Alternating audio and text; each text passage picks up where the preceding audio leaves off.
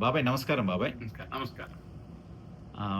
ముఖ్యంగా మీ గురించి, మీ బాల్యం గురించి, తర్వాత మీ ప్రాథమికమైన విద్యాభ్యాసం గురించి, రామడుగు వంశం వాళ్ళ గురించి, మీ తాతలు, పెద్దవాళ్ళ గురించి దయచేసి మాకు కొన్ని విషయాలు తెలియపరచాలని మా అభ్యర్థన. మీ అభిలాషకు చాలా ధన్యవాదాలు. మాది మంథిని గ్రామం.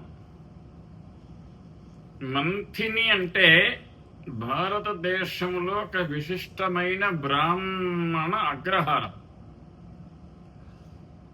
మంథిని అనే పదం, మంథిని అంటే తెలుగులో పెరుగును చిలికే కవ్వము అని అర్థం. ఇక్కడ వేదాలు శాస్త్రాలు బాగా చదివి దాంట్లోని సారభూతమైన వెన్నను తీసి నిస్వార్థంగా 10 మందికి పంచిపెట్టారు. కాబట్టి అక్కడ అది గౌతమ మహాముని తపస్సు చేసిన భూమి. అది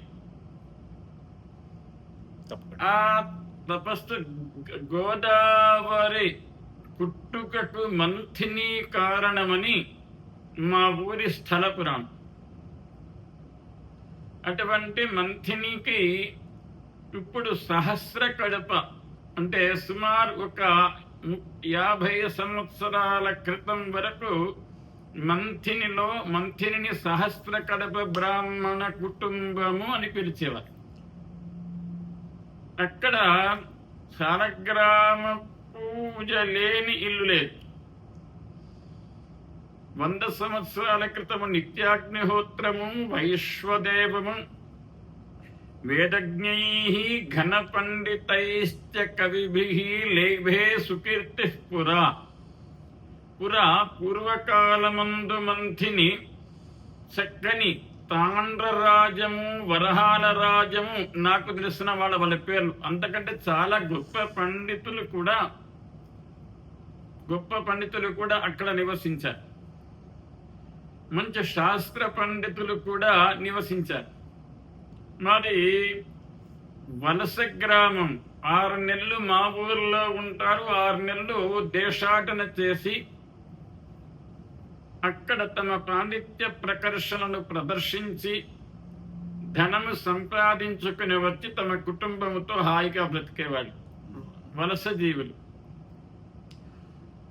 మరి అటువంటి గ్రామములో 1962లో మాఘశుద్ధ ద్వాదశి నాడు మరి భగవంతుని యొక్క కృప వల్ల రాముడికి వంశమందు రాముడికి నరసయ్య, రాముడికి నరసమ్మ దంపతులకు నేను పునర్వసు నక్షత్రాన పుట్టాను. అద్భుతం.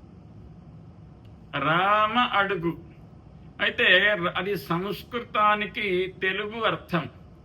రామ అంటే రాముని యొక్క అడుగు అంటే పాదం. రామ పాదముపై రామ అడుగు అయింది. తర్వాత రాముడి నక్షత్రం కూడా మీరు. రాముడి నక్షత్రం పునర్వసు నక్షత్రం. ఈ రామపాదం అని రాముడికి ఒక ఆయన డాక్టర్ ఉండే మా రాముడి వంశంలో పుట్టి ఆయన మహారాష్ట్ర నాగపూర్లో సెటిల్ అయినాడు. ఆయన రామపాదం అని పెట్టుకున్నారు. కానీ ఆయన రాముడికి. ఆ తర్వాత నేను 10 సంవత్సరాలు మా ఊర్లో, నాకు 5వ తరగతి వరకు నాకు 10 సంవత్సరాలు వచ్చేంత మట్టుకు ప్రాథమిక విద్యాభ్యాసము చేశాను మా ఊర్లో. మంథినిలో చేశాను. మా అమ్మకు వైదిక విద్య అన్న, సంస్కృతం అన్న చాలా ఇష్టం. మా మంథినికి పరవూరి పండితులు ఎవరు వచ్చినా మా ఇంట్లో తప్పనిసరిగా దిగవలెను, భోజనము చెయ్యవలెను, వాళ్ళకి ఇష్టమైనన్ని రోజులు ఉండవలెను. అద్భుతం. మా తండ్రి మా తల్లి యొక్క మాటను జబదాటేవాడు కా. అటువంటి ఇంట్లో నేను పుట్టిన తర్వాత మా అమ్మ, మా మేనమామ దుద్దిళ్ళ నరసింహమూర్తి గారు నుండి ఆయన సంస్కృత లెక్చరర్ గా శ్రీ వెంకటేశ్వర వేదాంత వర్ధిని సంస్కృత కళాశాలలో పనిచేసేవారు. ఎక్కడ?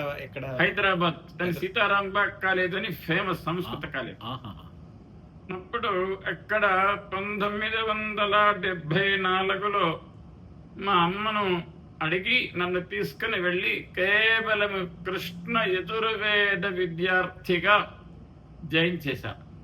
అక్కడ మా గురువు గారు పాండురంగాచార్య, చాలా గొప్పవాడు. ఆయన 100 సంవత్సరాలు బ్రతికి 2022లో కోవిడ్ అనే మహమ్మారి దానిలో చనిపోయినారు. 102 సంవత్సరాలు దాంట్లో బతికారు. మేము కృష్ణ యజుర్వేదాన్ని మూలం మట్టుకు చదువుకున్నాం. ఆయన మా గురువు గారైన ప్రాంతంగాచార్య గారు, కొడుకులారా, వేదము చదివినట్టయితే మంచిదే కాదనను, కానీ దీనికి ఉద్యోగం అంటూ ఉండదు. ఉద్యోగము పెన్షన్ వచ్చే చదువు చదవండి అంటే అప్పుడు సంస్కృతం ఒకటే మాకు మార్గంగా కనబడ్డది. సంస్కృతంలో మన 10th ఎంట్రన్స్ అంటారు, ప్రవేశము. మాకు సంస్కృత పరిజ్ఞానం లేకపోయినా ఆ ఎంట్రన్స్ అంటే ఆ ప్రవేశ పరీక్షలో పాస్ అయితేనే డిఓఎల్ చదవటానికి, డిప్లొమా ఇన్ ఓరియంటల్ లాంగ్వేజెస్ అంటే ఇప్పటి కాలంలో ఇంటర్మీడియట్ ఈక్వల్, అది చదవటానికి అర్హత వస్తుంది. దానికి ఆ ఎంట్రన్స్ కు సప్లిమెంటరీ సిస్టమ్ ఉండదు. ఇప్పుడు 10th లో ఒక సబ్జెక్ట్ పోతే నెక్స్ట్ ఇయర్ మళ్ళీ ఒకటి ఇస్తే చాలు, ఒకటి పైన అన్ని ఇవ్వాలి. దాన్ని మా గురువు గారి, మా తల్లిదండ్రుల యొక్క ఆశీర్వచనం వల్ల కష్టపడి, అది ఉంటేనే బ్రతుకు లేకుంటే లేదు, ఎంట్రన్స్ లో పాస్ అయితేనే బ్రతుకని అది చదివి కష్టపడి 2nd క్లాసులో పాస్ అయినా, ప్రవేశిక.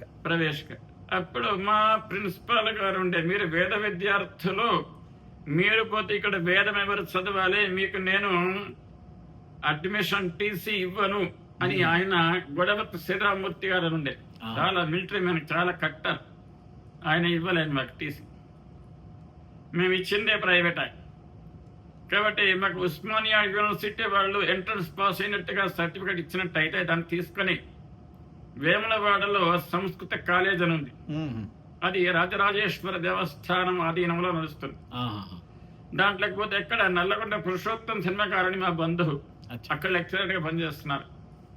మా బాధనంతా తెలుసుకొని అక్కడ ఉన్న అచ్యుత శర్మకు, ప్రిన్సిపాల్కు రికమెండ్ చేసి మాకు సీట్ ఇప్పించారు డివైలు. అద్భుతం. అందరి సహకారంతో డివైల్లో మంచి చక్కని మార్కులతో పాస్ అయినాం. మళ్ళీ ఒక సమస్య వచ్చింది. అంతవరకు డివైల్ తర్వాత బిఓఎల్ అని ఉండే, బ్యాచలర్ ఆఫ్ ఓరియంటల్ లాంగ్వేజెస్, అది ఆల్గా చదువుతాం. అయితే మేము మా బ్యాస్తోని బిఏఎల్ చేశారు, bachelor of arts and languages. అంటే మీకు ఏం కష్టము అంటే దాంట్లో ఇంగ్లీష్ పెట్టారు. మాకు ఆంగ్ల పరిజ్ఞానం అంత లేదు, లేకపోయినట్టయితే మాకు వేద పరిజ్ఞానం బట్టి పెట్టడము ఇవన్నీ మాకు అలవాటు ఉండే.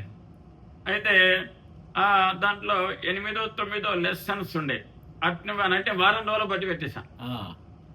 ఈ ప్రజ్ఞతోటి వారం రోజులు బట్టి పెడితే సరే, బట్టి పెట్టి నోటికి చెప్పాల్సి, కానీ రాసుడు కష్టం కదా. అప్పుడు అక్కడ చెప్పకుండా చంద్రమౌళి అని ఒక ఇంగ్లీష్ లెక్చరర్ ఉంది.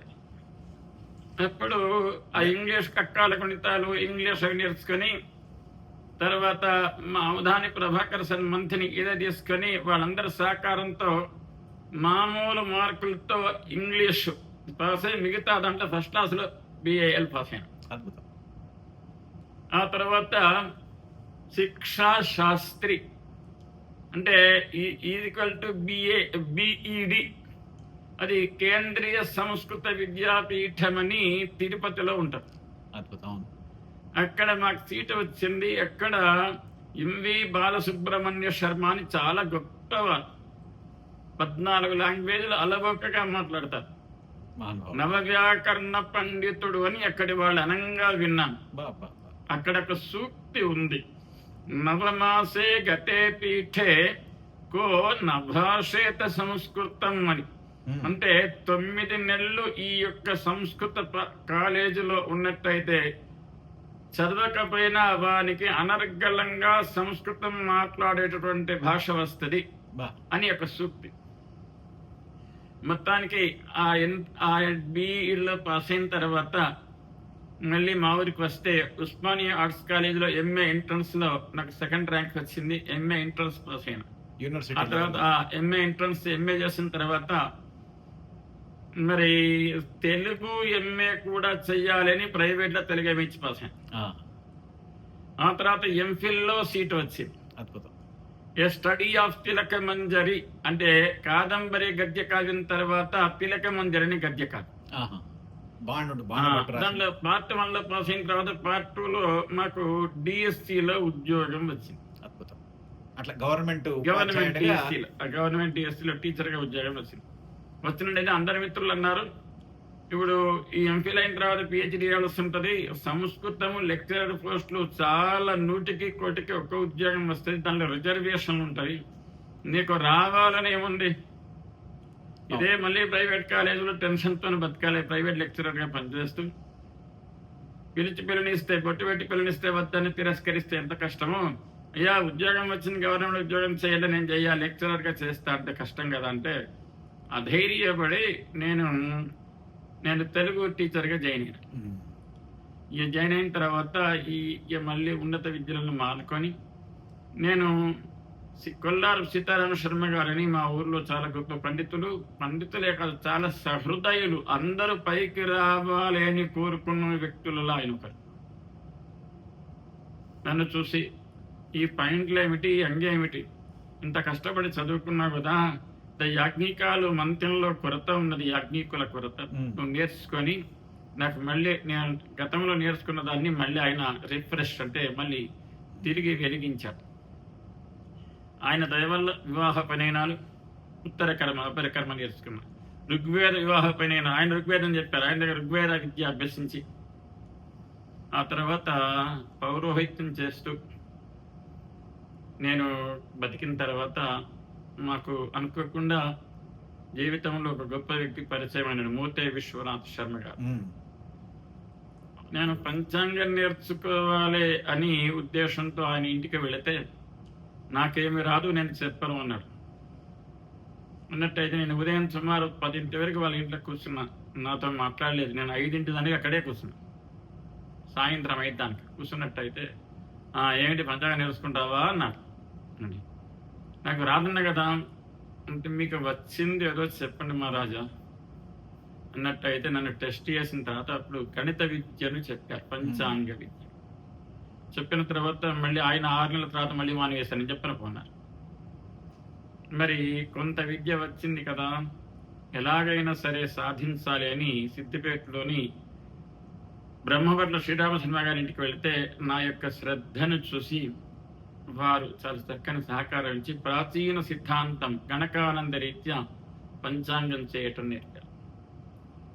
పంచాంగం నేర్పిన తర్వాత నేను సుమారు ఒక 18 సంవత్సరాలు పంచాంగం, సుమారు ఒక 20 సంవత్సరాలు క్యాలెండర్ వేశాను 2019-20 వరకు. ఆ తర్వాత కొన్ని కారణాల వల్ల నేను విదేశాల్లో రావటము, కొన్ని దేహపరము ఉద్యోగపరమైన ఇబ్బందుల వల్ల ఆ పంచాంగ క్యాలెండర్ అన్నిటిని మానుకొని నేను ఎన్నో వివాహ ఉపనయనాలు, ఋగ్వేద యజుర్వేదాలు, తర్వాత 150 పైచులకు భాగవత సప్తాహాలు, రామాయణం 2 సార్లు చెప్పాను, దేవి భాగవతం చెప్పాను.